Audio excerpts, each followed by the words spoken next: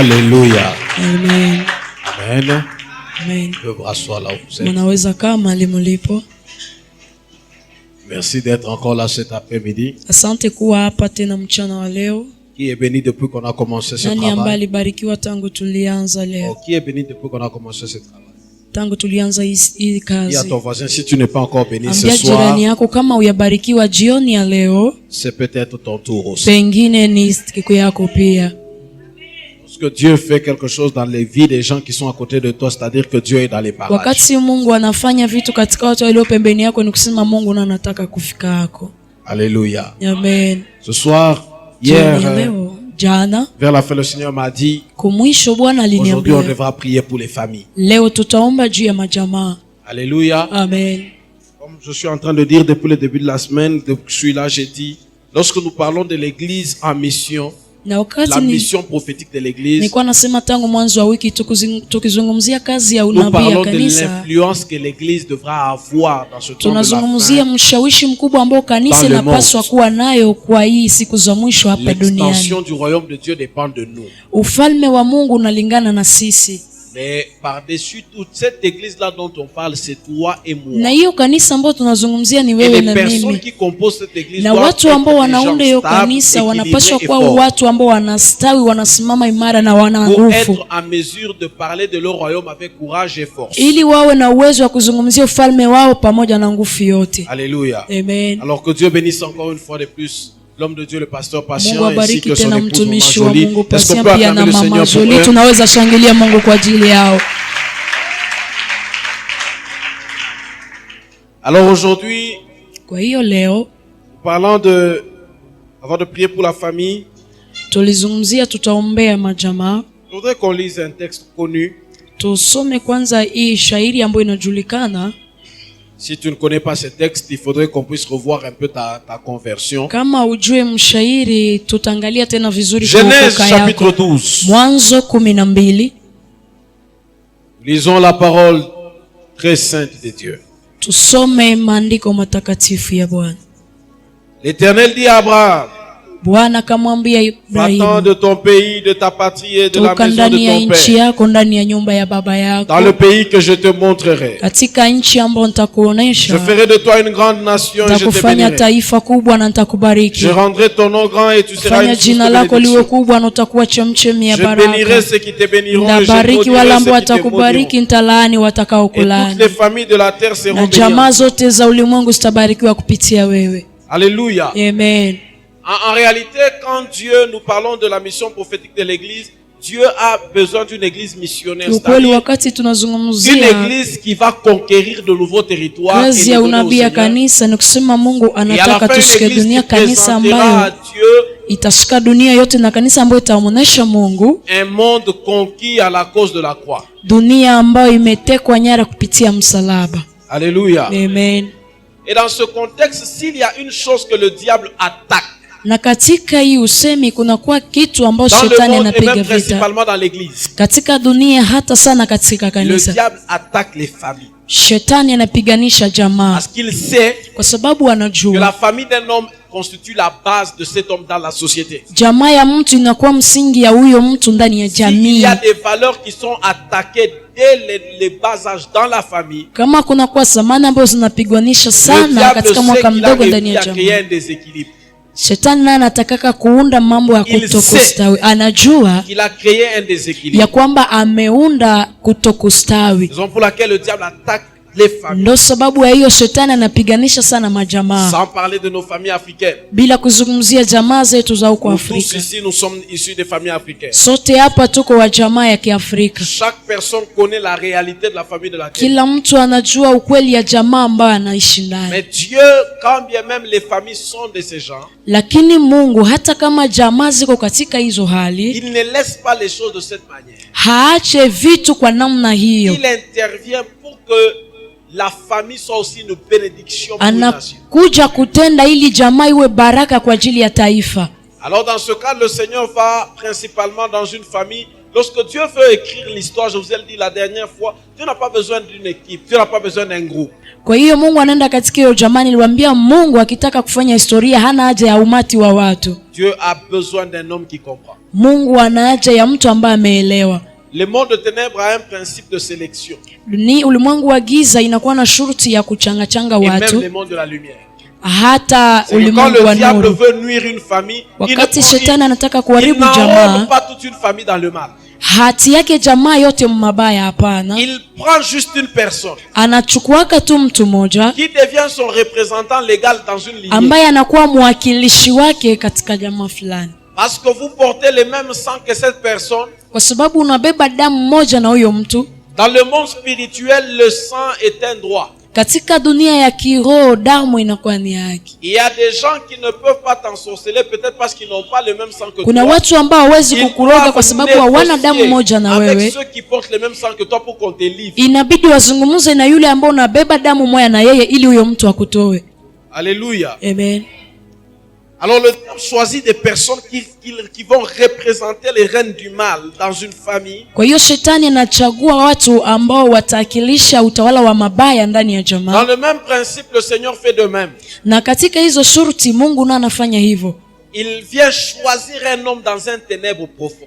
Na anakuja kuchagua mtu mmoja katika giza mzito. Les ténèbres profondes de ta famille n'effraient pas Dieu. Katika hiyo giza mkali wa jamaa yako haimtishe Mungu. Les ténèbres qui environnent ou qui englobent votre famille Giza ambayo inazunguka jamaa yako n'effraient pas Dieu au point que Dieu ne voit pas ce qui se passe chez vous. haimtishi Mungu ili Mungu asijue yale ambayo yanapitikana ndani ya jamaa lako. Mais par moments, vous savez, il y a des problèmes qui perdurent dans nos familles parce que nous ne remarquons pas d'abord que ce sont des problèmes. Lakini kuna shida ambazo zinatatiza jamaa zetu kwa sababu hatugundue ya kwamba ni Le mashida. plus pire dans la vie d'un homme, Ya zaidi sana mabaya katika maisha ya mtu. ce n'est pas d'être malade, Haiko kukuwa mgonjwa, mais c'est le déni de sa maladie. lakini ni mahali ambapo magonjwa yake yalitokea. Le déni.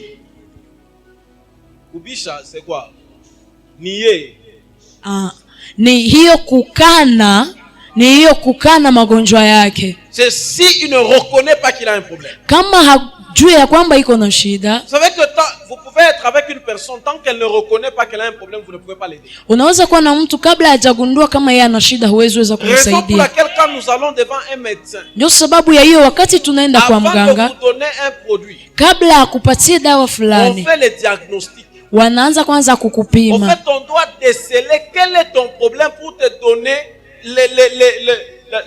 la cure appropriée ou le produit approprié. Inabidi wagundue magonjwa yako ni nini ili wajue dawa gani ambayo watakupatia. Alors, vous savez, par moment, le diable nous amène à vivre dans les dénis et à normaliser les situations qui sont Kwa hiyo normalement anormales. shetani anatakaka kutaka sisi tukane ama tuishi hali ya kawaida ambazo tunaishi Le diable nous zisizokuwa fait za passer à kawaida. son école afin que nous puissions accepter certaines situations qui sont négatives, mais il nous oblige à les accepter et à ne pas chercher des solutions. Shetani anatupitisha kwenye shule yake ili atukubalishie hali zisizokuwa za kawaida ili tusitafute suluhisho. Pourquoi Dieu par moment ne vient pas traiter avec un groupe? Kwa nini Mungu yeye hakujake kutumika na kundi ya Il watu? traite d'abord avec un autre. Anatumikaka kwanza na Parce que mtu Dieu ne mmoja. voudrait pas que ce qu'il vous dit soit objet d'un dialogue ou d'un débat. Kwa sababu Mungu hatakaki yale ambayo anakuambia ikuwe chanzo ya Parce que si kukutana Dieu na watu vient waanze nous dire zungumzia à nao. nous tous ici, Kama Mungu anaweza kutuambia sote demain hapa, allons nous mouiller. kesho twende Il tujilobanishe. y a des gens qui vont s'asseoir. Kuna watu ambao Nous watakaa allons vouloir passer la parole de Dieu devant une motion de censure. na tutataka kwanza tuanze tie hiyo neno ya Mungu kwa watu wote, Qui sont tuanze pour? kuambia wanani ambao Qui wanakubaliana, sont contre? wanani ambao wanabisha, Abstention. nani ambaye yeye hakubali na haikatae.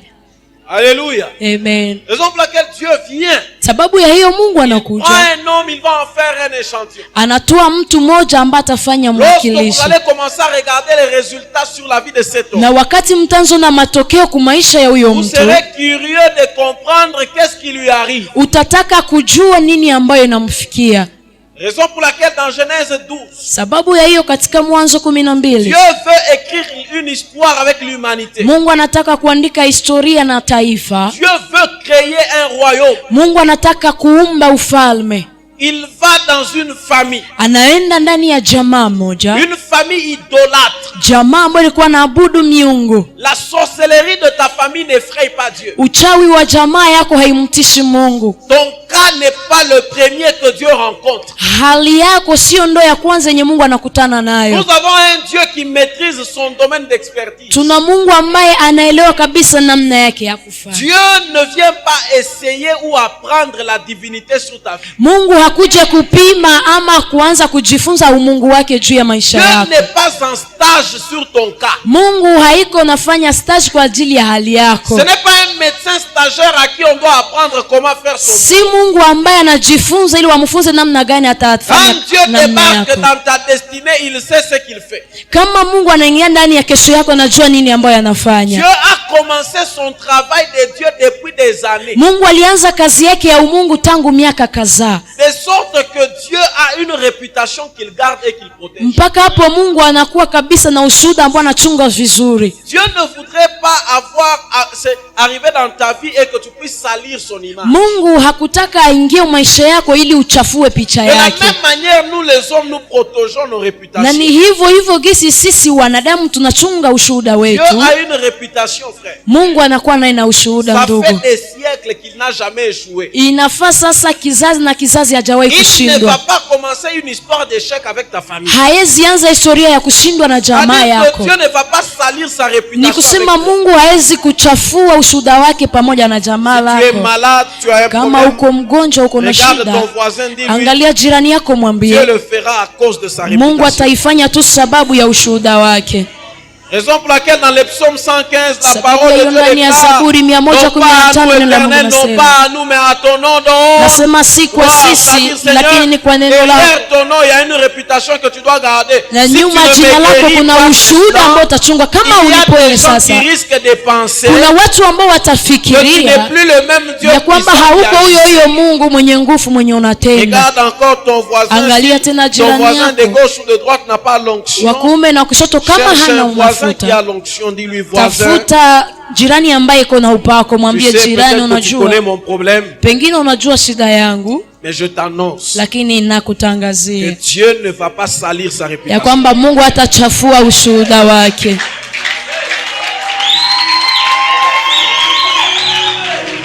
Je parle peut-être calmement, mais je t'annonce des oracles. Nazungumza polepole, lakini Je vais essayer de nakutangazia ce kitu. côté.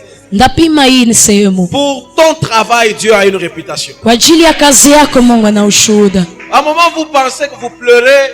Quand on vous humilie au travail, vous priez, vous n'êtes pas exaucé parce que vous ne mettez pas le nom de Dieu en jeu. Vous mettez Unalia wakati wanakushusha kwenye kazi, unalia kwa sababu Mais Dieu hauwekeze jina ya n'agit Mungu pas mbele, parce unawekeza qu'on jina s'est lako. moqué de toi. Mungu hatatenda maisha yako kwa sababu tu alikucheka, hapana. David ayant compris le principe de l'honneur de Dieu, Maisha yako kuelewa shurti za heshima ya Mungu, il se présente devant Goliath pas au nom de leur peuple humilié. inakuja mbele ya Goliathi si kwa jina la taifa lao ambalo lilizarauliwa. David fait comprendre à Dieu que celui que Goliath injurie, c'est toi. Daudi alielewesha Mungu, mtu ambaye Goliathi anatukana ni wewe. Et pourtant, Goliath est un serviteur de Dagon. Ingawaje Goliathi alikuwa mtumishi wa En Dagon. d'autres termes, c'est une évangélisation secrète que Goliath fait. Kwa usemi mwingine ni uinjilisti wa kisiri ambao Goliathi alikuwa Goliath, anafanya. en nous défiant de cette manière, Goliathi kwa kututukana, kutudharau kwa hii est hali en ya train de hivi, démontrer à Israël que Yahweh iko naonesha Israeli ya kwamba Yawe n'a pas la capacité de renverser Dagon.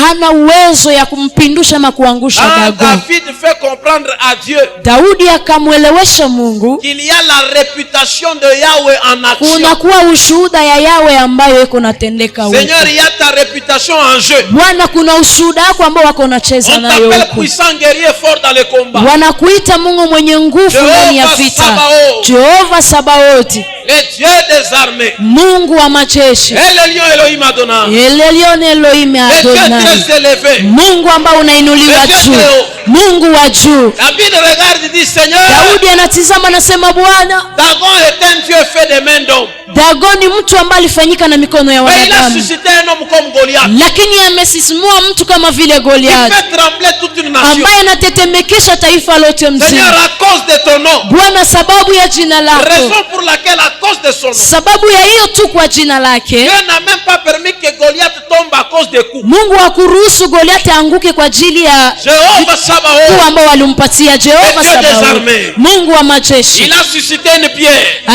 Akachukua Il a mis jiwe, sa force dans une pierre. akawekeza nguvu zake ndani ya jiwe, Dans une pierre. katika jiwe. C'est la pierre qui terrasse Goliath. Hiyo jiwe ndio ikamwangusha Comme pour Goliathi. dire à David, David, Kumwambia Daudi, lorsque mon Daudi, nom est mis en jeu, wakati jina langu ndo limeanza même les chezeshewa, arbres deviennent des armes. hata miti inageuka masilaha. Je parle à quelqu'un ce soir. Nazungumzia mtu jioni ya leo. Dans ta vie, arrête d'entrer en prière et dire Seigneur, base kinga mingi. Ndani ya maisha yako acha kuingia maombi, mwambie Bwana, wananicheka sana. Non, arrête de mettre ton moi devant.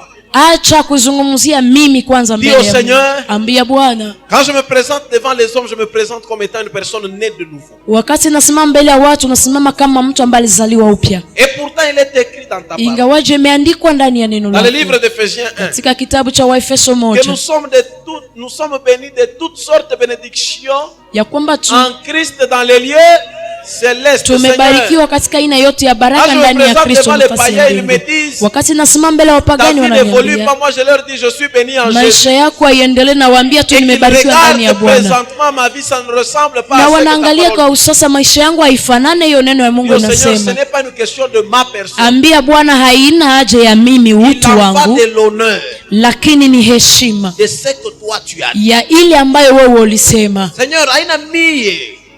C'est toi qu'on doit respecter. Ni wewe ndo wanapaswa Donc kuheshimu. quand je rate ma vie devant les hommes, Ni kusema kama maisha yangu imeaibika mbele ya ils watu, comprennent que j'ai un Dieu incompétent. wanaelewa kwamba niko na Mungu mwenye hawezi. Il y a un papa, un jour, ils sont dans un culte. Kuna kwa baba mmoja ambaye siku moja wako katika Alors un ibada, enfant est en train de jouer dehors. mtoto mmoja alikuwa anacheza L'enfant nje. monte à l'arbre Mtoto akapanda kwenye mti, par un mouvement. katika hali fulani L'enfant tombe de l'arbre, il meurt. mtoto akaanguka juu ya mti Et akafa, dehors, les gens ont crié. na nje watu wakalalamika. Les cultes, les gens qui étaient dans les cultes, tout le monde va à l'extérieur. Watu ambao walikuwa ndani ya ibada, kila On mtu trouve akatoka l'enfant nje, dehors. wakakutana mtoto nje. Le pasteur, les titulaires arrivent, il dit qu'est-ce qui va pas, l'enfant est décédé. Mchungaji akafika, nini aiendeke, mtoto amekufa. L'homme prend l'enfant dans ses mains. Huyo baba akatwaa Il dit, mtoto Dieu, mikononi mwake akasema, Bwana, je ne savais pas que tu avais des anges incompétents et distraits à ce point. sikujua kama ulikuwa na wamalaika wenye hawawezi kabisa mpaka kwa hii ngazi ya Nous, nous hivi. sommes en train de prier. Sisi tuko naomba, Nous élevons ton nom. tuko nainua jina Tu lako, envoies un ange distrait. unatuma malaika mwenye iko Au lieu de veiller mkombozi sur l'enfant, kuliko akeshe juu ya l'ange mtoto. était en train de chanter avec Huyu nous. malaika naye alikuwa naimba pamoja na sisi. Alors, comme c'est pas de notre faute, Sasa kama vile haiko makosa yetu, c'est ton administration qui est faible. ni mipangilio yako ndio inakuwa madhaifu. Si les militaires viennent, ils vont nous arrêter, nous. Kama waskari watakuja watatufunga sisi, Toi, on ne te voit pas. wewe hawakuoni. Et pourtant, dans Ingawaje cette affaire, katika hii kitu c'est anapitika hapa l'incompétence de tes services. ni kutokuweza ya kazi yako. Alors, j'ai pris Kwa hiyo mi naomba que tu redonnes la vie à cet enfant. upatie mtoto uzima Au bout de tena. 5 minutes, l'enfant s'est Kwa réveillé. dakika 5 mtoto akaamka.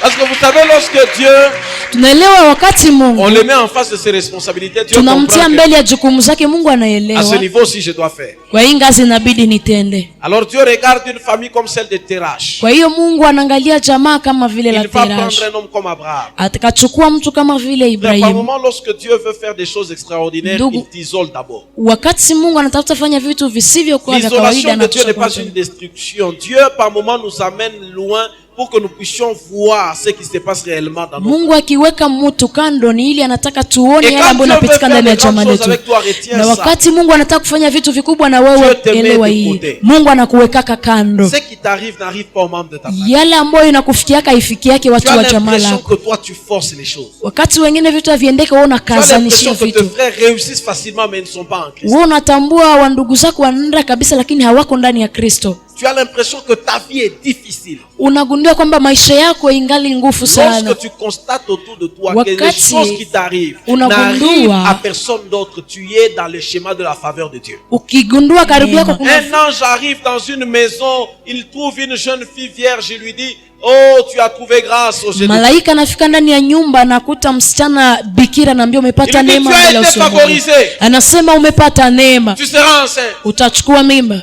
Je me pose une question. Najiswali, C'est quelle forme de faveur qui va mettre les déshonneurs? ni hali gani ya neema ambayo italeta kudharauliwa? Une fille vierge, tu lui dis elle sera enceinte et tu lui dis c'est la Binti faveur. bikira unamwambia atakuwa mimba, kisha unamwambia ni neema ama ni fursa? La faveur de Dieu, quand elle est sur ta vie, frère, elle n'a pas toujours la forme d'un éclat. Par moment, la faveur de Dieu révèle la forme de la souffrance. Neema ya Mungu wakati nafika kwa maisha yako hailete tu kabisa Par moment, kuangaa, la lakini faveur inaleta de Dieu pia peut venir mateso. dans ta vie sous forme d'une humiliation. Wakati neema ya Mungu pengine nafika kwa maisha yako kama vile kukushusha, Marie, kudharaulisha. je suis vierge, mais- Maria anasema niko bikira. C'était une honte en Israël en ce temps-là.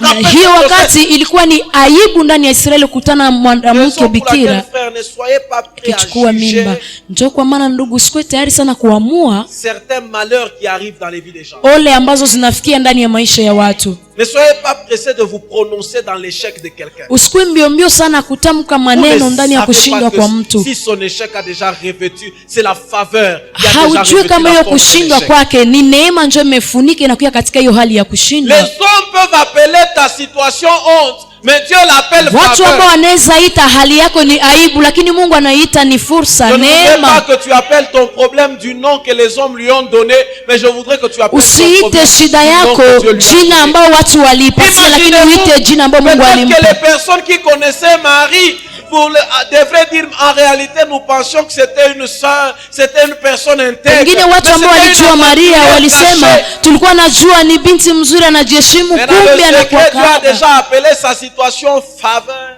Watu, lakini malaika akaita hali yake La ni neema. forme que la faveur a revêtue dans ta vie, Hali ambayo peut neema être imefunika maisha catastrophique, mais ça yako ne change pas la valeur de ce que Dieu a déjà. inaweza kuwa ni aibu, lakini haibadilishe thamani ya Mungu ambao ndani ya maisha yako. Je prie pour quelqu'un aujourd'hui. Naomba kwa ajili ya mtu mmoja Que leo. cette situation qui t'arrive soit changée par Dieu. Je Kuna ne sais pas hali de ambazo quelle manière. zimekufikia mais Dieu est zibadilisha, capable sijui de hali gani, lakini Mungu iko na uwezo wa kubadilisha. Il y a des gens qui sont à genoux, frère. Kuna watu ambao wanapiga magoti. Hali ya kupiga magoti haimaanishi ya kwamba utakosa neema ama fursa yako maisha. Il t'isole, il te met un coin où personne ne t'aide. Watu wanaweza kutia nafasi ambapo hakuna mtu wa kukusaidia. Frère, vous savez que lorsque tu passes par une situation d'élévation et que quelqu'un vient t'aider, il risque d'interrompre le processus de Dieu dans ta vie. Wakati unafika katika hali ya kuinuliwa na mtu anakuja kusaidia, anaweza hata kukata yale ambayo Mungu apangilia kwako. Unajua unakuwa na watu Ils peuvent t'aider. wanaweza Tu kusaidia, as l'impression que leurs cœurs sont endurcis. lakini unagundua kwamba mioyo yao ingali migumu. Ne te fâche pas contre les gens qui sont autour de toi. Usifanye vitu kulingana na watu ambao Ils ne wanakuzunguka, t'apportent pas l'aide que kwa tu sababu attends. hawakuletea msaada ambao unasubiria. Garde tes yeux fixés sur le ciel. Wewe chunga macho yako kabisa juu C'est mbinguni. peut-être Dieu qui endurcit. Pengine ni Mungu ndio anawapatia moyo migumu wale Mais watu. il y a de l'aide qui détruit les destinées. Kuna misaada ambayo inaharibisha kesho yako. Ce n'est pas dans toutes les situations que l'on doit t'aider. Haiko katika kila hali unapitia ndio wanapaswa Il y a des gens, kukusaidia. tu es là où tu es parce que quelqu'un t'a fait aider. Kuna watu ambao uko kwenye uko leo kwa sababu mtu alikusaidia. Mais je vais vous dire une vérité. Ndugu, na watawaambia kweli Vous moja. imaginez Joseph en Égypte. Nyinyi mnafikiria Yusufu Misri. Dieu l'a envoyé là-bas pour être un jour la délivrance de toute une famille. Mungu alimtuma huko ili siku Parce moja que kuwa Dieu ufungulivu wa voit le jamaa, futur dans kwa le sababu commencement. Mungu anaona kesho katika usasa. Toutes les choses par lesquelles tu passes, Kila kitu ambacho unapitia Dieu sait ce qu'il est en train de faire. Mungu anajua yale ambayo iko nafanya na Dieu wewe. n'a pas d'intérêt pour te détruire. Mungu hana Il kabisa sait ce qu'il fait. hajali kama. Imaginez-vous, Joseph Fikiria, esclave en Égypte. Yusufu alikuwa mtumwa Misri. Quelqu'un arrive Mtu anafika, et quelqu'un dit Joseph, tu es esclave, mtu anafika anambia Yusufu, uko mtumwa, je vais t'aider à fuir. nitakusaidia kukimbia, Comme ça, tu vas retourner auprès de ton père. kwa hiyo utarudi kwa baba yako. Joseph allait dire, Yusufu le angelisema, Dieu de mon père s'est souvenu de moi. Mungu wa baba yangu amenikumbuka. Frère, et cette personne, Ndugu, na huyo mtu Jacob allait la bénir. Yakobo angembariki. Jacob allait dire, oh Dieu, Yakobo angesema, yeye c'est Mungu, qui cet homme qui m'a ramené mon huyu fils? mtu gani ambaye ameniletea Mon fils mwana bien-aimé, wangu? on me l'a ramené. Mwana wangu mpenzi ameniletea naye. Mais cette aide-là, Lakini hiyo qui allait msaada être une aide efficace aux ambayo yeux de ingekuwa Joseph, msaada ya nguvu sana mbele ya Yusufu, mbele ya ça allait Yakobo, arrêter, interrompre la mission de Dieu. lakini ingetia kabisa mpaka kwa kazi ya Frère, Mungu les juu ya personnes, raison Yusufu. pour laquelle les choses qui t'arrivent, par moments, refusent, lorsque tu te rends compte Ndo kwa que maana cette aide est une intervention humaine, ne la prends pas. wakati utagundua msaada ambao nakufikia katika hali fulani, ukielewa kwamba ni ya kimtu, usikamate. Msaada wa kianadamu maisha yako inakuwa ya kupita. Wanadamu wanaletaka tu suluhisho ya kupita wa muda na unapita, lakini Mungu ni mtu ambaye anatuletea suluhisho za kudumu. Ndio sababu ya hiyo unapaswa kuwa na roho ya upambanuzi. Unakuwa mabaraka ambazo wakati inakuja kiukweli ni hatari, haungepaswa kuikamata. Baraka zote si za kukubaliwa. Kuna baraka ambazo zinafunga kabisa mpangilio ya kuinuliwa kwako. Si le diable sait que demain tu seras président de la République, il peut te distraire avec un poste de bourgmestre. Kama shetani anajua kesho utakuwa rais wa nchi, anapaswa kutia ndani ya upumbazi kwa kabisa bourgmestre. Circonstance dans laquelle tu te sens à l'aise dans une petite chose. Ataandaa majira fulani ambao unajisikia uko vizuri katika hali ndogo, lakini kwa sababu anajua mbele kuna vitu vikubwa. Nazungumzia watu ambao wanaona wameshachelewa, wanajisikia wako wenyewe, ambao hawaelewi yale ambayo inawafikia. Wakati ambao Mungu anatafuta kufanya vitu na wewe anakutosha kabisa sehemu pembeni. Ibrahimu alikuwa katika nyumba ya baba yake, alikuwa nafasi, lakini Mungu akamtosha huko. Frère, n'accepte pas le confort momentané au détriment de ta destinée. Ndugu, usikubali nafasi nzuri ili kwa kuharibu kesho yako, lakini uwe na macho juu ya kesho yako. Nini ambao Mungu anataka kufanya na mimi? Il y a des troubles, c'est Dieu qui les sème. Kuna kwa matatizo, ni Mungu ndo anaiwekeza. Dieu prend lui-même Abraham. Mungu mwenyewe anachukua, anamtosha kwenye nafasi yake pazuri.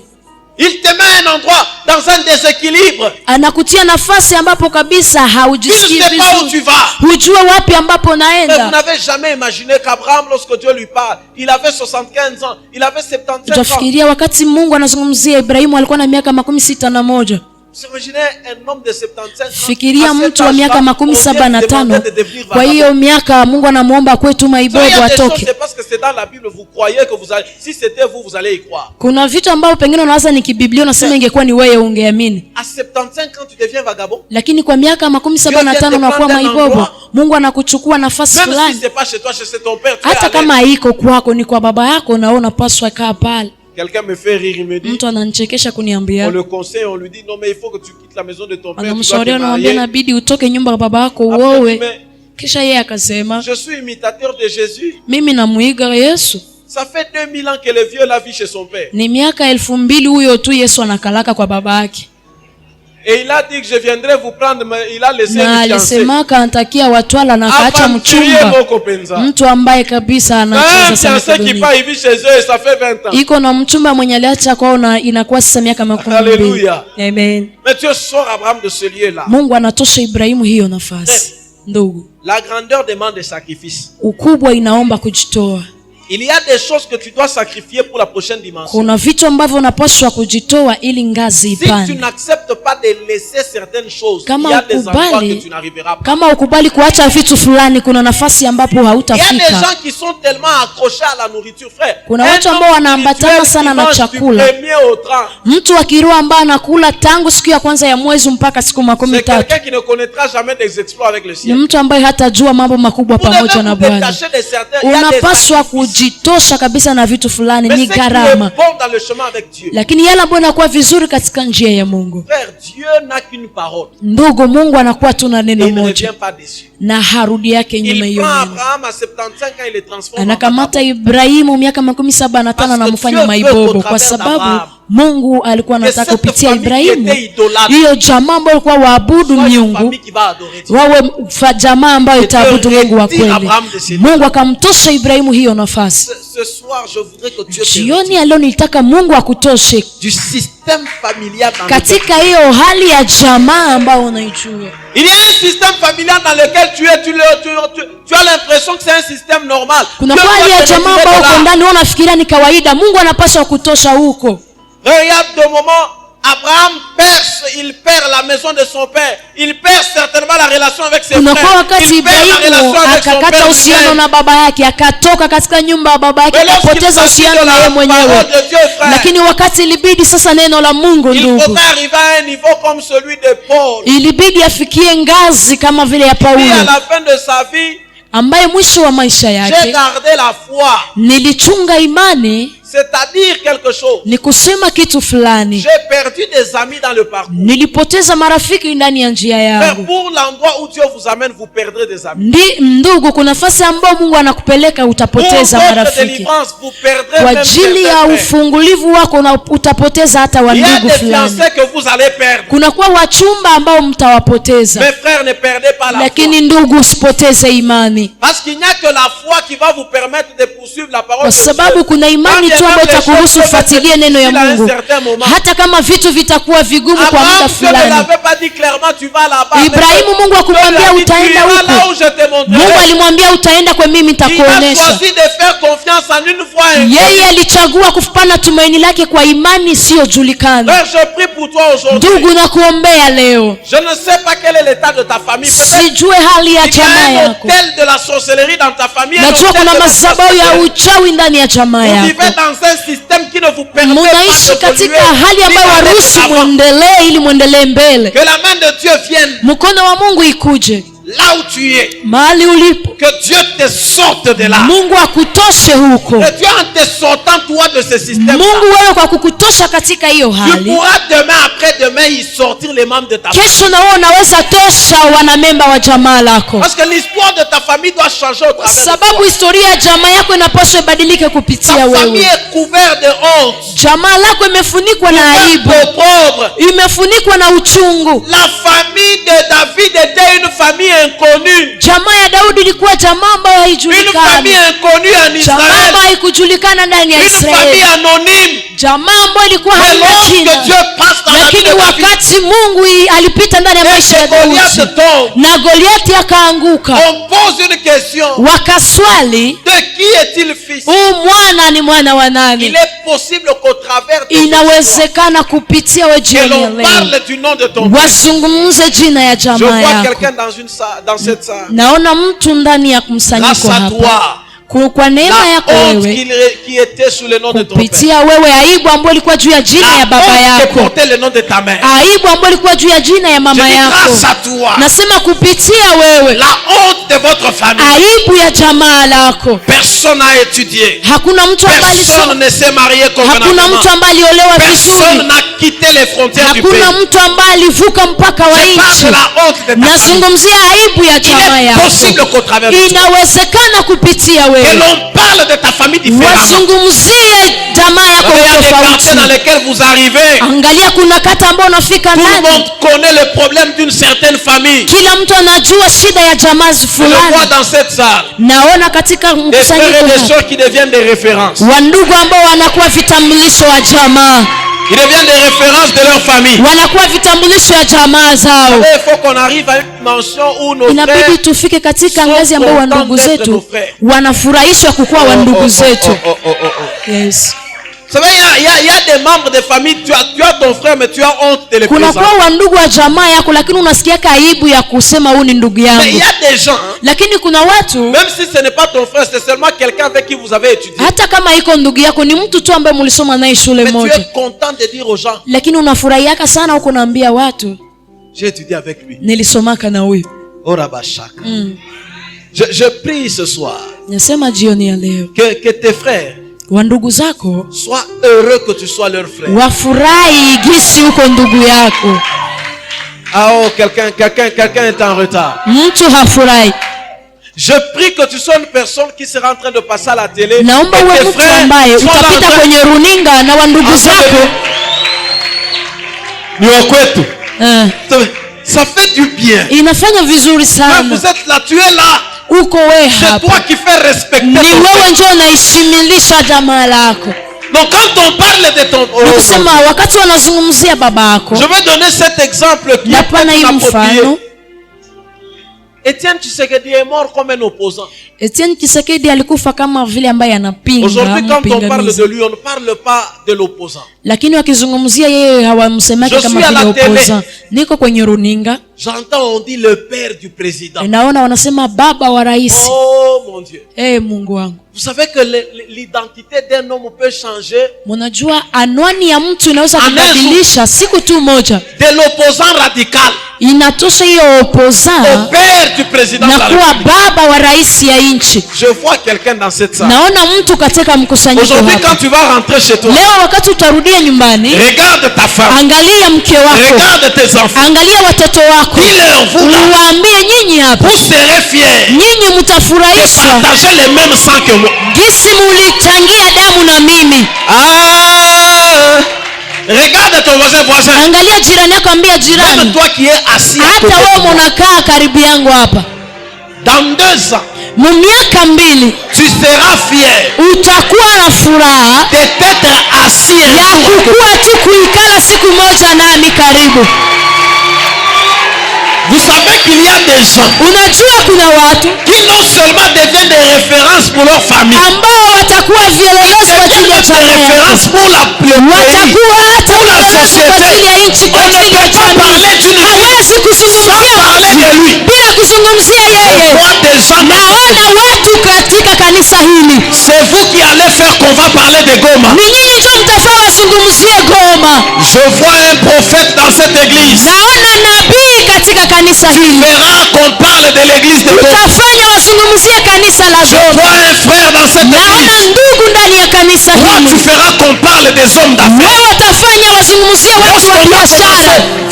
Wakati wataanza l'image de Goma ne sera pas seulement un endroit de guerre, un endroit de poison, nafasi ya sumu, nafasi ambapo kuna vitu vibaya. Naona mtu hapa qui va relever le défi, ambaye atasimamisha kabisa hiyo changamoto.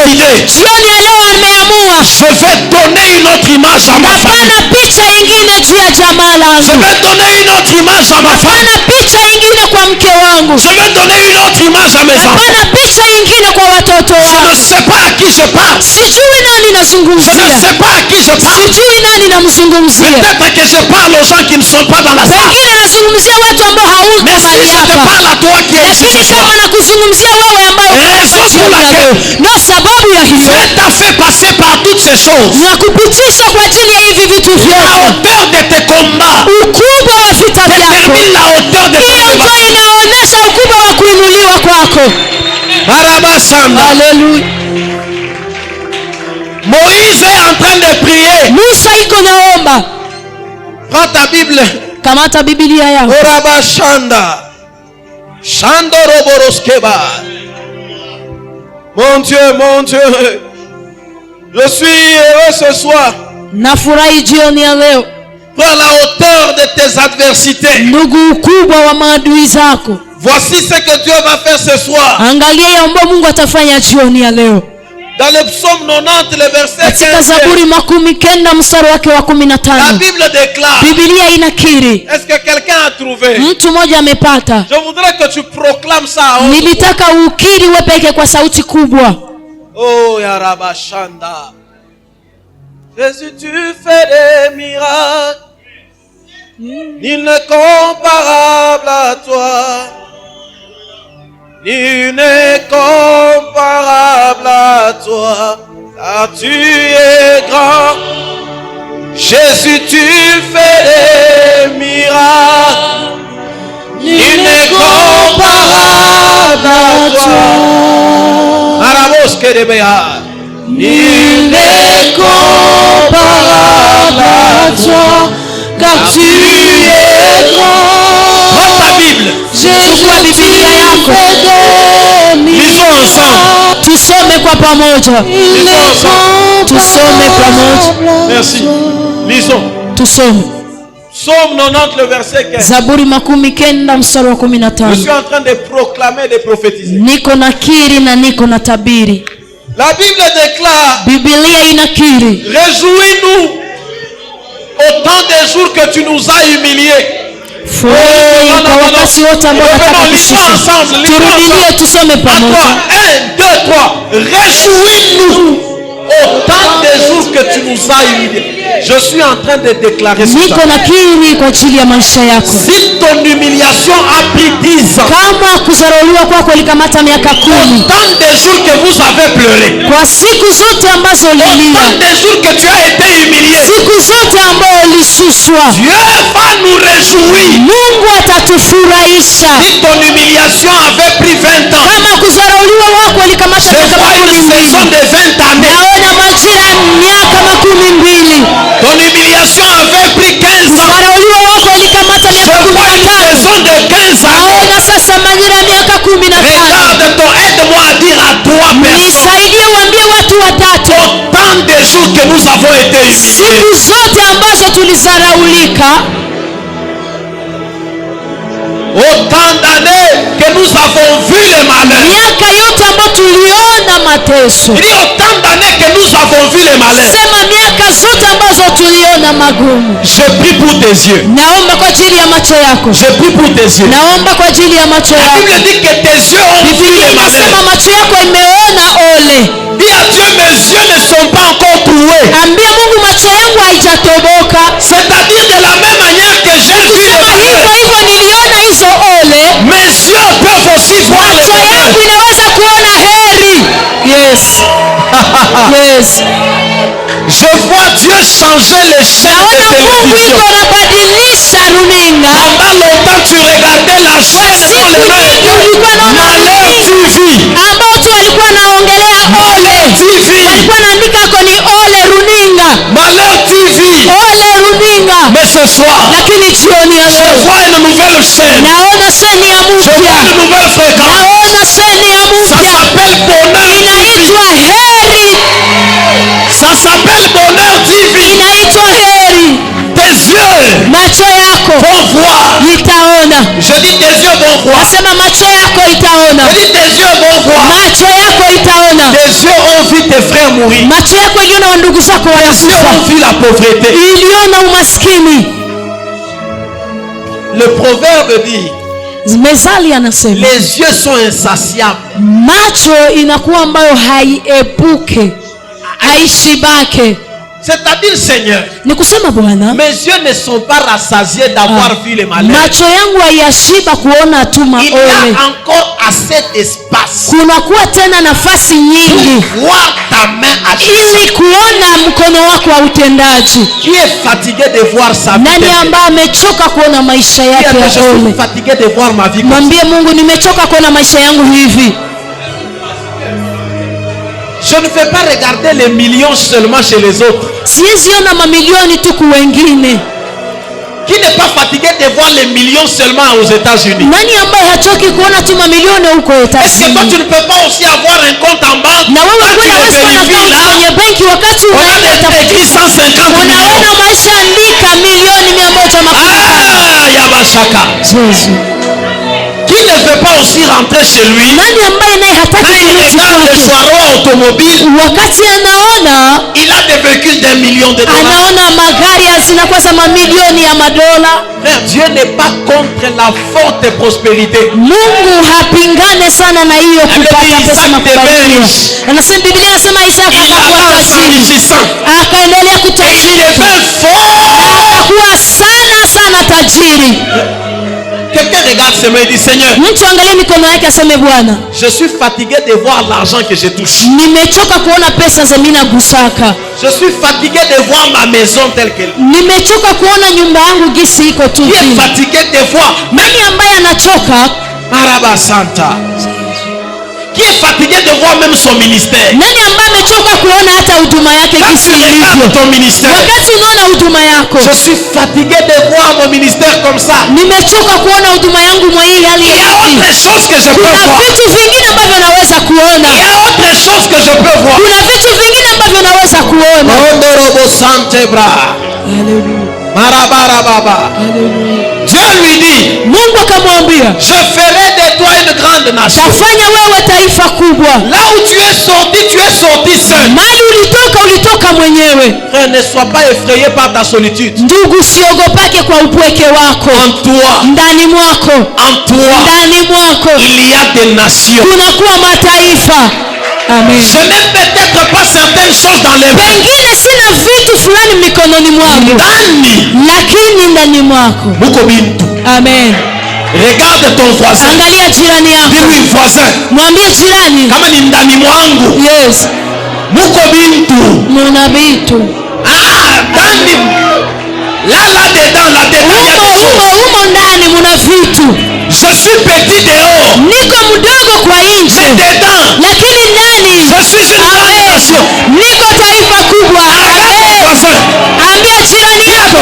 Ambia jirani yako jirani. Arrête de me regarder dehors. Acha kuniangalia kwa nje. Si tu vois dedans. Kama ungeliona ndani. Tu vas me respecter. Utaniheshimu. D'ailleurs, dis à ton voisin. Kwanza ambia jirani yako jirani. Dans une semaine. Mu wiki moja tu. On va se respecter ici. Watu tutaheshimiana hapa. Dis à ton voisin. Ambia jirani yako. Tutaheshimiana. Yes. Voisin. Jirani. Tutaheshimiana. Amen. Dis à voisin. Ambia jirani. Dis à un voisin qui a l'onction. Ambia jirani moja mwako na upako jirani. Mukoma umu. Yes. Tutaheshimiana. Amen. Dis à ton voisin. Ambia jirani yako. On va se respecter. Tutaheshimiana. Dedans il y a des choses. Ndani muna vitu. Dedans il y a des choses. Ndani muna vitu. Aujourd'hui je ne prophétise pas. Leo sitatabiri. Dedans il y a des choses. Ndani muna vitu. Je ne ressuscite pas les morts. Sitafufua watu. Dedans il y a des choses. Ndani muna vitu. Je n'ai pas encore fait marcher les paralysés. Sitatembeza viwete. Ndani il y a des choses. Kuna vitu. Est-ce qu'il y a quelqu'un qui sent la grandeur? Anasikia ukubwa. Si tu sens la grandeur, kama unasikia ukubwa, marche un peu comme un grand. tembea kama vile mkubwa kidogo. Fais des fiers. Fanya hatua. On doit poser ça par acte prophétique. Ufanye kabisa tendo ya unabii. Culte prophétique. Fanya tendo ya unabii. Marche comme un grand. Tembea kama vile mkubwa. Marche comme un grand. Tembea kama mtu mkubwa. Salue d'abord ton voisin comme une autorité. Jirani yako kama vile mtu. Salue ton voisin comme on salue une autorité. Msalimie kama vile unasalimia mkubwa. Marabasate gloire. Alléluia. Salue ton voisin comme on salue une autorité. Oui. Ndio. Je vois dans les 2 semaines qui viennent. Naona kwa wiki mbili ambazo zinakuja. Tu vas entrer dans des salles, les gens se tiennent debout. Utaingia nafasi na watu wanasimama wima. Tu vas passer à des endroits. Utapita nafasi fulani. Avant tu passais. Zamani ulikuwa unapita tu. On ne te connaissait pas. Walikuwa wakujui. Les gens ne bougeaient pas. Watu walikuwa watatikisika.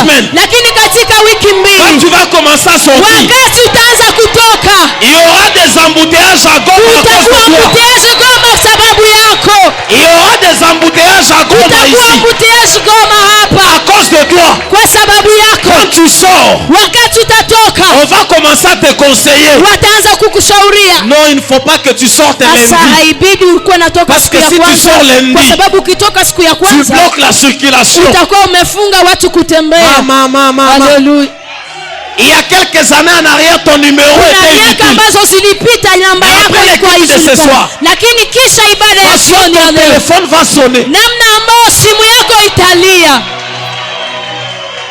Ah mon Dieu. Mungu wangu. Est-ce que je prophétise sur la vie de quelqu'un? Natabiri juu ya maisha ya mtu mmoja. Je vois pendant que je parle. Naona wakati niko naongea.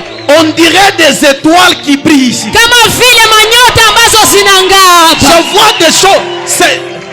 Ce n'est pas des étoiles mais ça y ressemble. Si manyota lakini zinafanana na manyota. Les choses qui sont à l'intérieur vont bientôt sortir. Watu ambao wako ndani kesho wataka kutoka. Ton voisin. Ambia jirani yako jirani. Sois bien avec moi. Kuwa tu mzuri na mimi. Zala bien nanga. Kuwa mzuri na mimi. Ikala bien na mie. Parce que demain. Kwa sababu kesho. Je serai ta nourriture. Ndakuwa chakula yako. Est-ce que je parle à quelqu'un? Nazungumzia mtu mmoja. Si je parle à quelqu'un, dis